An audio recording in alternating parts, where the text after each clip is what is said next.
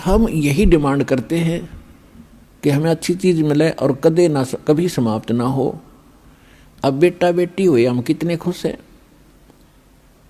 बिल्कुल सही है। और हम अपने बच्चों के साथ रहें, कितने अच्छे लगते हैं। इन्हीं के लिए हम सारा दिन मजदूरी करते हैं, मेहनत करते हैं, इनको सुखी रखना चाहते हैं। और ये मृत्यु हो जाती है 1 मिनट में, बच्चे ही मर जाते हैं, बाप माता पिता दोनों मर जाते हैं इकट्ठे ही, पूरा परिवार नाश हो जाता है। तो व्हाट इज दिस? यो लोक है, ये संसार है जहाँ आप रह रहे हो। ठीक है, अभी तक आपको ये पता ही नहीं था कि इसके अतिरिक्त भी कोई स्थान है, तो ये भगवान ने आके बताया है। और कुछ अपने गवाह भी तैयार करके वो कच्चा काम नहीं करते, अपना उन्होंने गवाह भी तैयार करके जिन महापुरुषों को उस स्थान पर लेकर गए जो सुख में सथल है। गीता अध्याय नंबर 18 के श्लोक नंबर 62 में कहा कि अर्जुन, तू सर्वभाव से उस परमेश्वर की शरण में जा, उसकी कृपा से तू परम शांति को और सनातन परम धाम को प्राप्त होगा। परम शांति वहां होगी जहां मृत्यु नहीं है। और जहां मृत्यु वहां शांति किसी। अब चाहे प्रधानमंत्री बन रहा है बाप, और बेटे का तकलीफ हो जा या एक्सीडेंट हो जा, जब वो सुनता है ना एक्सीडेंट हो गया, कलेजा न्यू करे उसका, और क्या क्या क्या हुआ क्या हुआ, जब न्यू कह लेना बच गया, जब शांति हो है। तो यहाँ कोई जीवन है या शांति है?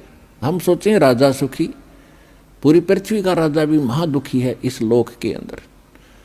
तो सुख कहाँ है वो बता दिया भगवान ने कि सतलोक में है, जहां आप पहले रहा करते थे। उस सुख को आप यहां खोज रहे हो।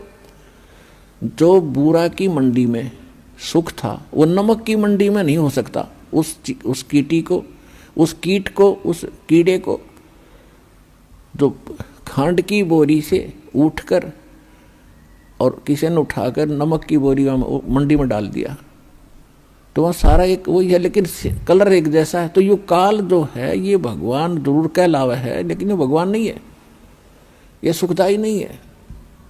तो उस सतलोक की और यहाँ की एक जैसी रचना है। ऐसे मनुष्य वहाँ है, ऐसी सृष्टि जो की तू है। आप पहले वहाँ रहा करते थे, चींटी से लेकर हाथी तक जितने भी असंख्य प्राणी हैं यहाँ पर, वो इतना बड़ा लोक है। और आप एक परिवार की वहाँ इतनी स्थान है, ऐसे हरे भरे बाग, ऐसे सदाबहार बाग आपके आंगन में लगे रहते हैं। बड़े बड़े महल हैं तेज पुंज के बने हुए, जैसे यहाँ मिट्टी है 5 तत्वों से बना सारा कुछ, पेड़ भी पौधे, वहाँ 1 तत्व से बने, नूर तत्व से। और उसको छोड़कर आप यहाँ आ गए, आप यहाँ खोज रहे हो सुख के, काम करो नहीं और सुख गणा हो, बैठे बैठे सारा कुछ मिल रहा है, ये तो वहाँ मिल जाएगा। तो इसकी नकल काल न करा कि स्वर्ग और महास्वर्ग। अब वहां आपको बैठों को जरूर मिलेगा स्वर्ग महास्वर्ग में, लेकिन पूंजी आपकी खत्म हो रही है। और वहां पूंजी बिल्कुल खत्म नहीं होती, क्योंकि आप अपने बाप के घर पर हो गए। बाप के घर पर कोई किराया थोड़ा देना पड़ता है, वो परम पिता है हमारा। तो वहां, तो यहाँ स्वर्ग में जो पूंजी खत्म हो जाएगी, आपको फिर पृथ्वी पर पटक देगा झाड़ा लेकर के, आपको चूस कर आपके पुण्यों को खत्म करके यहाँ पटक देता है। और वहाँ कभी पुण्य खत्म होते ही नहीं। जो प्राणी वहाँ जाएगा वो पुण्यों से इतना परिपूर्ण पुण्य हो जाएगा इस भक्ति, सत्य भक्ति से, और फिर अपने भगवान के पिता के घर चले जाएंगे। फिर वहाँ समस्याएं समाप्त हो जाती है।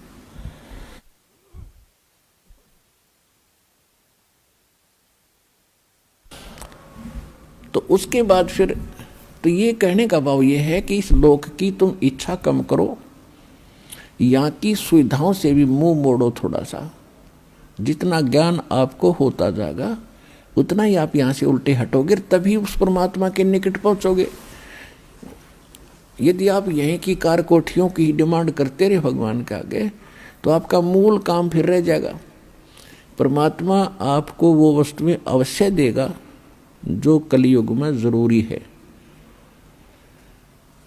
कलयुग में क्या जरूरी है? व्हीकल, जैसे मोटरसाइकिल है, कार है, या अन्य कोई सुविधाजनक कोई वैसे गाड़ी ठीक चलनी हो। बस में भी आदमी आसानी से जा सकता है, ट्रेन से भी जा सकता है, आना जाना उसमें कौन सा गाड़ी में बैठे बात से कि कौन सा देवता बन जाए है, रेल में बैठ, इसमें कार में बैठ गया है तो आदमी है। तो जो भक्ति नहीं करता वो चाहे हेलीकॉप्टर ले रहा हो, वो तो पत्थर है। और भगवान के लिए यूजलेस है। इसलिए परमात्मा कहते हैं राम रटत निर्धन भलो, टूटी घर की छान, वो कंचन महल किस काम के, जहां भक्ति नहीं भगवान।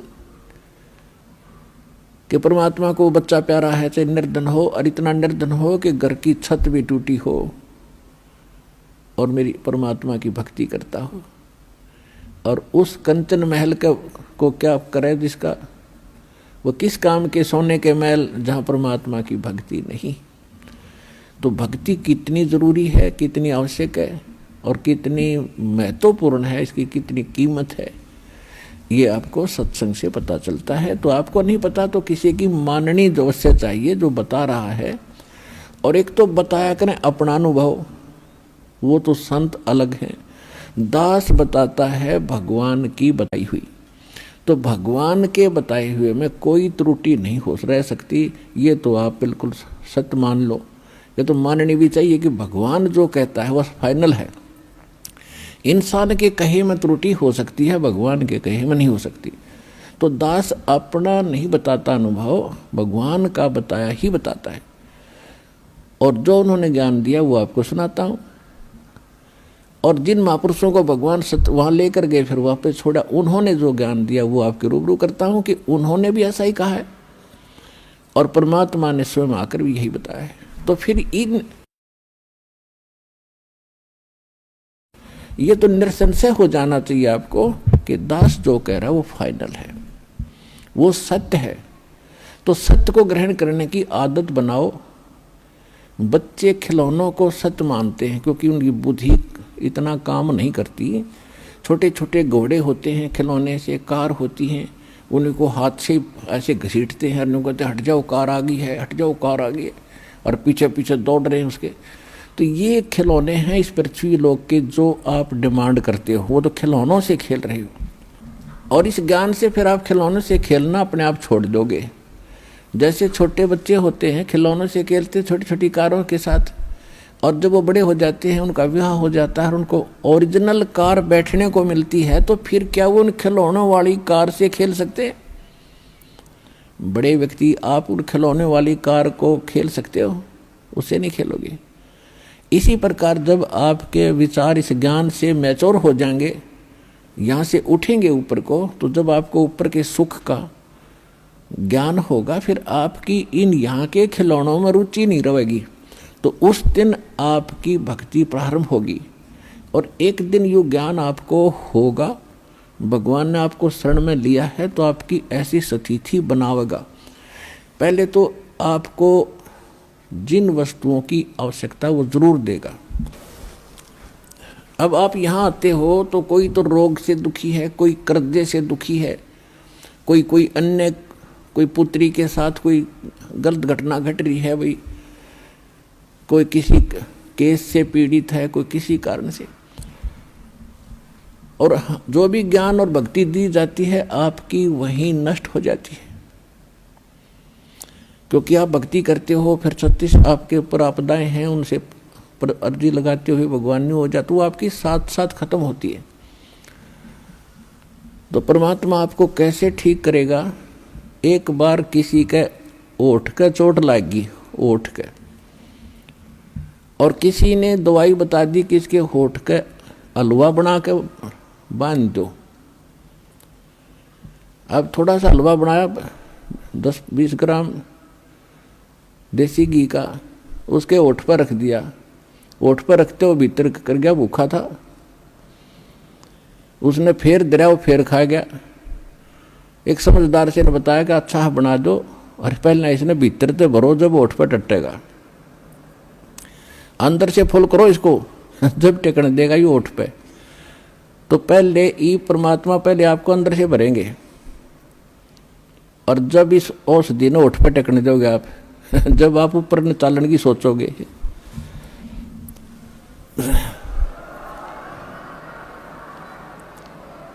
अर्थात आपकी यहाँ की जो रिक्वायरमेंट है, दाता आपके दुख हैं पहले इन्हें ठीक करेगा, और ठीक होके फिर आप गफलत कर जाते हो। इतना भी मालिक को मालूम है, आप चाहे मानो या ना मानो, अब कई भक्त कहते हैं जी कति और तो सारा ठीक हो गया, कि थोड़ा सा कोई बताते हैं ऐसा दुख रह गया, वहाँ यो तो रखना पड़ेगा भगवान ने, यो तो जान कर रख रखा ना, तुम फिर अंडी पाक जाओगे।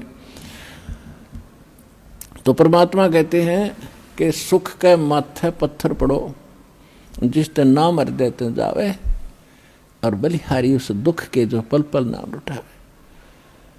तो परमात्मा कहते इसे सुख का आग लगे जिस तो भगवान की भूल पड़े।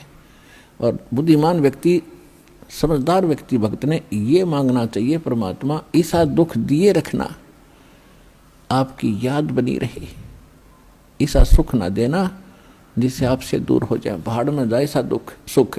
तो पुण्यात्माओं, ये परमात्मा थोड़ा बहुत जो रखे है ये अनिवार्य ही होगा हमारे लिए, ये सोचकर आप अब ब्लाइंड फेथ करो इस मार्ग पे।